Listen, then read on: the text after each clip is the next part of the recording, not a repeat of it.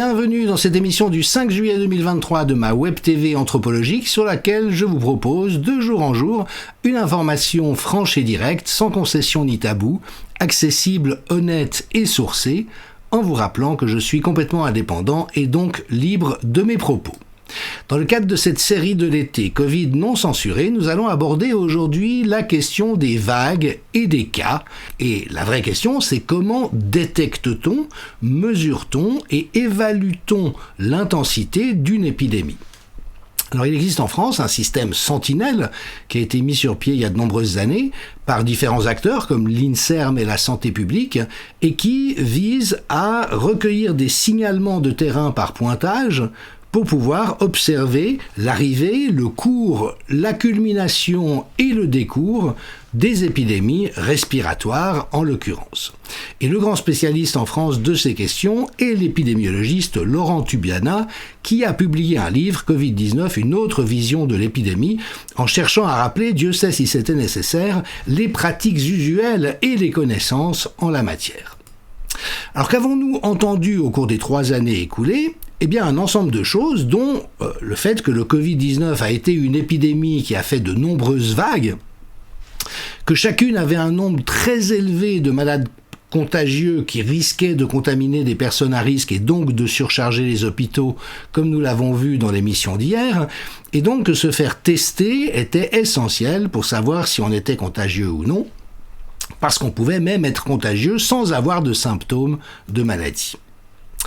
Alors, le premier point qu'il faut savoir, c'est que le concept de vague est très douteux en épidémiologie. Il n'est pas courant, ou en tout cas il ne l'était pas avant la Covid-19.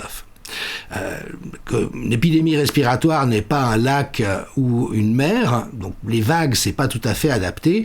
On parle habituellement d'épisodes épidémiques ou de rebonds épidémiques et souvent de saisonnalité, c'est-à-dire qu'il y a tout un ensemble de maladies qui, une fois qu'elles apparaissent, reviennent cycliquement avec la saison froide, comme ça a été le cas de l'influenza depuis maintenant un certain nombre de siècles.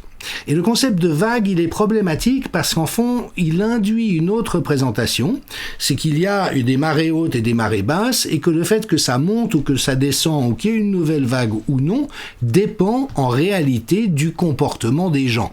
Et donc, si on est des bons élèves, qu'on se masque, qu'on se confine, et qu'on ne sort pas le soir, et ben à ce moment-là, ça va permettre à la vague de décroître, mais que si on se lâche et qu'on se laisse aller à vivre normalement, ça risque de faire repartir la vague, et ça, on l'a entendu très tôt. Donc par exemple, dès le mois de juin 2020, alors qu'évidemment l'épidémie, comme toutes les épidémies, avait connu sa crue, son pic et sa décrue, on nous explique que c'est pas fini pour autant, qu'il y a un risque de deuxième vague au mois de juin 2020. Puis pendant l'été 2020, on a mis en exergue les comportements à risque des jeunes. Mais enfin, si les jeunes vivent normalement, c'est pas forcément être à risque. Donc vous voyez, je vous ai sorti quelques titres de presse. Reprise de l'épidémie, faut-il blâmer la jeunesse ? Et puis une lumière. Alors vous savez, c'est un professeur de médecine qui est chef d'un service de réanimation.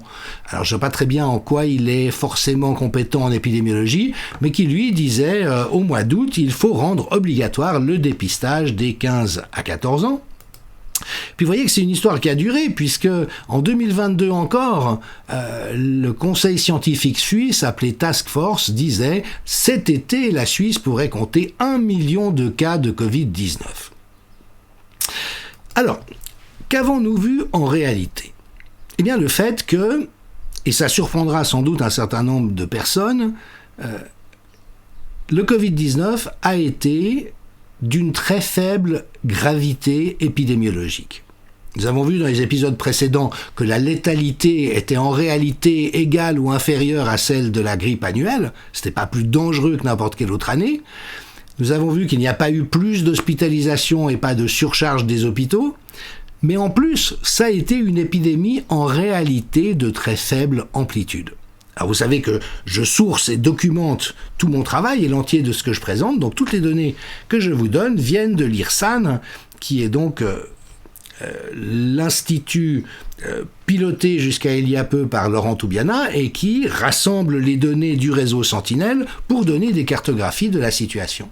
Et vous voyez sur ce diagramme Vous avez ces grandes vagues épidémiques qui correspondent à la grippe annuelle, année après année, et puis vous avez en bas à droite ce qu'a été en réalité la première vague de Covid, et en bas à gauche, en rouge également, ce qu'a été en réalité la soi-disant deuxième vague de Covid.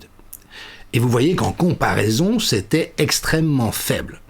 Et je rappelle que le réseau Sentinelle signale les personnes réellement malades, c'est-à-dire ayant des symptômes et dont l'état a été confirmé par un test comme celui PCR. Alors si maintenant on découple, j'ai envie de dire, les courbes de la grippe et les courbes du Covid, eh bien vous voyez que effectivement le différentiel est tout à fait patent. Donc en réalité, il y a eu peu de personnes contaminées et les vagues, soi-disant vagues, les épisodes épidémiques n'ont pas eu d'intensité particulière. Alors on nous a expliqué qu'il y avait au cours de ces vagues un nombre très élevé de malades contagieux. Et là, il faut souligner qu'il y a eu une innovation. On a commencé à parler de cas. Habituellement, quand on parle de cas, c'est des cas de maladie. Et là, on a parlé d'autre chose. Une personne malade, c'est quelqu'un qui est atteint dans sa santé et qui présente un tableau clinique. Il a des symptômes. Il a le nez qui coule, il a la gorge qui pique, il tousse, il a de la fièvre, il a un nombre de globules blancs particulièrement élevé pour combattre l'infection en cours. Vous voyez ce que je veux dire ? Il y a des symptômes. Et là, un cas a été soudain défini comme étant une personne soupçonnée d'être porteuse d'un agent à infection, avec ou sans symptômes, et donc malade ou non, et donc on a inventé cette catégorie de malades qui n'étaient pas malades, de malades asymptomatiques. En dévoyant les tests PCR, dont on a fait un usage proprement insensé. Alors pour rappel, le test PCR, c'est un test qui vise à identifier la présence de signatures génétiques d'un agent infectieux par des réactions chimiques et avec un processus d'amplification. Comme ce sont vraiment des tout petits brins de matériel génétique, il faut l'amplifier pour qu'on puisse le voir ou l'entendre. Il faut que ça devienne visible ou audible selon la métaphore qu'on retient. Et donc tout va dépendre du taux de cycle d'amplification utilisé en ce qui concerne la fiabilité et la pertinence de l'usage de ce test.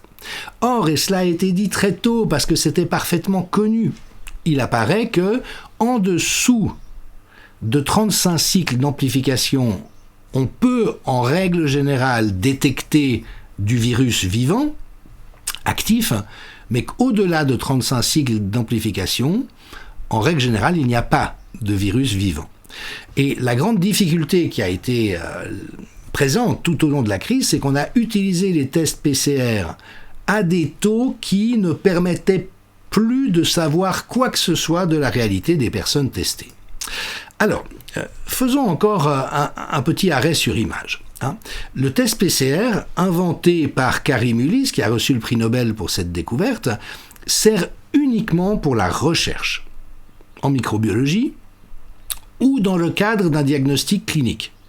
Comme on vous fait un frottis pour voir si votre angine est à streptocoque ou virale, donc j'ai les symptômes grippaux, on me fait un PCR à un taux maximal de 35 cycles d'amplification et de préférence plus bas, et ça permet de savoir si c'est le Covid-19 ou pas.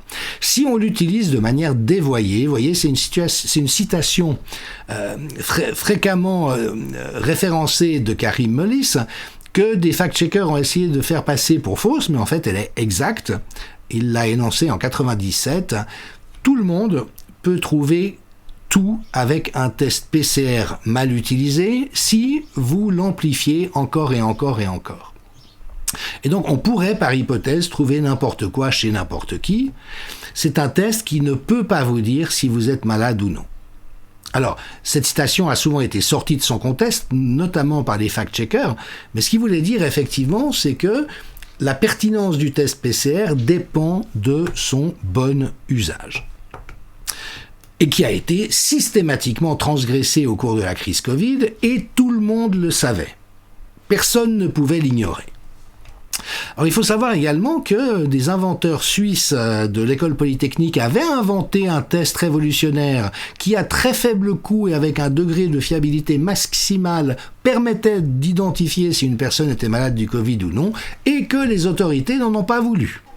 Elles ont préféré s'appuyer sur des PCR dévoyés, mal utilisés. Alors on a découvert depuis que les fabricants de tests avaient connu des bénéfices records au cours des années concernées, donc ceci explique-t-il cela? En tout cas, ça n'a pas été perdu pour tout le monde. Et la Croix nous rappelle le fait que ça a coûté des blindes, des milliards et des milliards et des milliards d'euros à tous nos gouvernements pour un test qui ne voulait strictement rien dire. Et donc, on a imposé l'emploi généralisé d'un test totalement dévoyé et qui présentait au moins 90% de faux positifs dans les cycles d'amplification réels auxquels il était utilisé, souvent 38, 40, 45 cycles, et en argumentant qu'avec les vagues de cas qui se produisaient, il était essentiel d'aller se faire tester pour savoir si on était contagieux ou non, et c'est même devenu obligatoire pour les personnes qui avaient refusé l'injection génique expérimentale une fois que le pass sanitaire a été imposé. Il n'y a pas eu de pandémie au sens malade. Il y a eu une pandémie de tests positifs, c'est-à-dire qui ne veulent absolument rien dire. Et puis ensuite, on arrive à la question des vaccins pour montrer que les fabricants de vaccins n'ont jamais promis que leur vaccin protégeait d'une quelconque maladie, c'est-à-dire de symptômes. Leur promesse était de dire « nos vaccins protègent de tests positifs ». Et vous n'aurez pas de tests positifs grâce à nos vaccins, ce qui est vrai, puisque dans tous les pays où ça a été mis en place, la vaccination, on a mis en place un pass sanitaire qui ont fait que les vaccinés n'étaient pas obligés de se tester. Pas de test positif, pas de Covid, le vaccin marche. Et que cette escroquerie, on la trouve dès les études de phase 3 de Pfizer et Moderna, puisqu'ils ne garantissent pas avoir testé les vaccinés et les placebos de la même manière. Donc c'est très facile d'avoir un vaccin qui marche, on ne teste pas les vaccinés. Et bien c'est ce qui s'est passé dans tous les pays modernes ensuite. Grâce au pass sanitaire et vaccinal, on n'a pas testé les vaccinés et donc on a dit partout que le vaccin marchait. Et donc voilà, je démontre ça et je montre même que du coup l'efficacité vaccinale, elle n'a lieu que pendant la période du pass sanitaire. Le jour même où le pass sanitaire s'arrête, la vaccination n'est plus efficace. Pourquoi ? Parce qu'on teste les vaccinés plus que les non vaccinés à ce moment-là. Et donc tout s'effondre.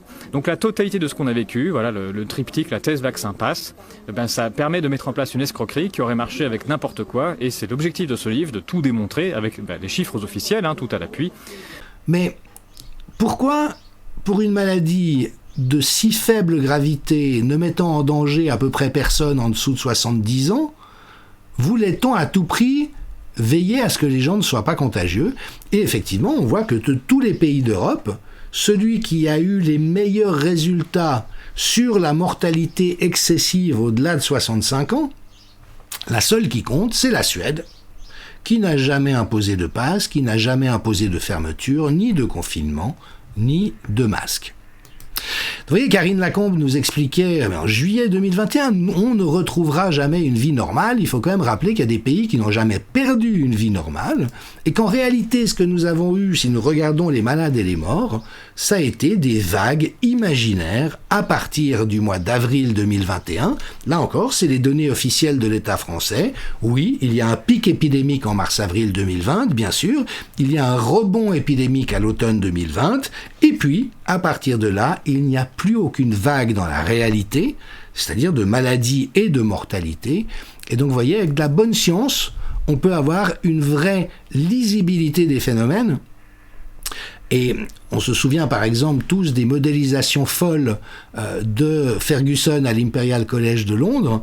Eh bien, sachez que Laurent Toubiana a fait une modélisation de la première vague de Covid-19 en France, mars-avril-mai 2020, et regardez la finesse des décès réels par rapport aux décès modélisés. Quand vous avez des scientifiques qui savent ce qu'ils font, qui sont honnêtes et qui donnent de l'information honnête à la population, on sait à quoi on a affaire. Et donc, il n'y a pas eu de vague à répétition hors de la première et du rebond de l'automne 2020, et le nombre de cas ne voulait en réalité strictement rien dire. Je vous rappelle que ces émissions sont créées en partenariat avec Kairos Press en Belgique, covidhub.ch en Suisse et l'Association internationale pour une médecine scientifique indépendante et bienveillante, l'AMCIB. Si cette émission vous a plu, et que vous souhaitez soutenir la production des prochains épisodes, vous pouvez aller sur le site jdmichel.tv et trouver les moyens d'effectuer un don ou de vous abonner à partir de 1 € par mois à cette chaîne. Merci, à demain.